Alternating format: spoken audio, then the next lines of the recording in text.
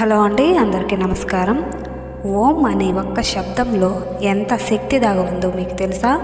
ప్రాచీన ఋషులు ఎందుకు ఓంకారాన్ని అంత పవిత్రంగా భావించారో, రోజు కొన్ని నిమిషాలు ఓంకారం జపిస్తే మన శరీరంలో, మనసులో ఏ మార్పులు వస్తాయో ఈ వీడియోలో తెలుసుకుందాం.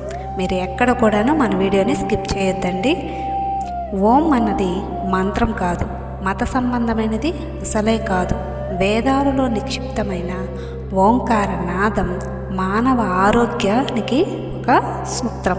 ప్రాచీన కాలంలో ఋషులు వాతావరణ ప్రతికూల పరిస్థితులను తట్టుకుని ఉపవాస దీక్షలలో కూడా ఆరోగ్యవంతులుగా ఉండటం వెనుక ఓంకారనాదమే రహస్యం.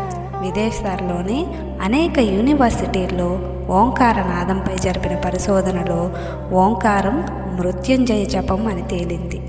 నాభిలో నుంచి లయబద్ధంగా ఓంకార పదాన్ని కానీ పలకగలిగితే మానవుడి ఆరోగ్యం పరిపూర్ణంగా ఉంటుంది.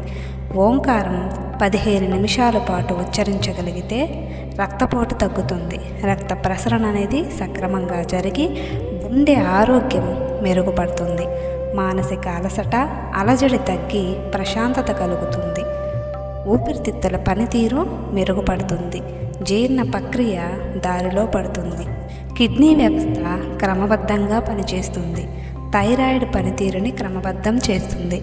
ఓంకారంలో ఉన్నటువంటి మహత్యం అదే. దీన్ని మతానికి జత చేయడం వల్ల ఓంకారం మానవాళికి కొంతవరకే ఉపయోగపడుతుంది. మీకు కానీ ఈ వీడియో కానీ నచ్చినట్లయితే మరిన్ని మంచి వీడియోస్ కోసం మన ఛానల్ని సబ్స్క్రైబ్ చేసుకోండి. ధన్యవాదములు.